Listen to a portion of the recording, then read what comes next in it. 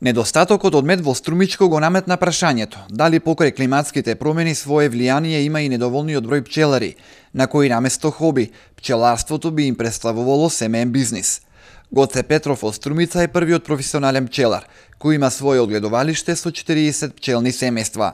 Според него, токму недоволниот број на пчелари во регионот, како и недостатокот на мед годинава, за него може да представува позитивен импулс во однос на заработката и исплатливоста на пчеларството како профитабилен бизнис. Значи, јас одлучив од лани да станам пчелар. Имам 40 семејства.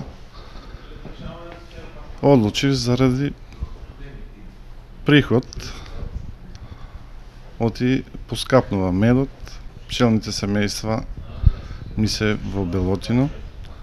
Регистриран сум преку Министерството за земјоделие. Имам РБО, значи сите документи ми се извадени.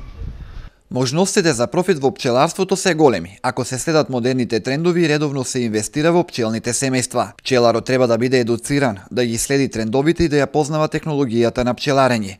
Еден сандак чини 50 евра и приближно толку е да се купи едно пчелно семејство. Ако добро се работи, 100 сандаци со 100 семејства може да произведат меѓу 2 до 3 тона мед годишно. За професионален пчелар документи треба да се извадат од Министерството за земјоделие, да имаш простор каде ќе ти бидат пчелните семејства со имотен лист и да бидат еколошко чисто околина. Токму десеткованите произведени количини доведоа една тегла мед во моментов да се продава по цена од најмалку 300 денари. Познавачите велат дека се трошат и последните залихи, при што очекувањата се дека веќе од јануари продажната цена ќе биде двојно повисока и една тегла мед ќе достигне цена од минимум 500 денари.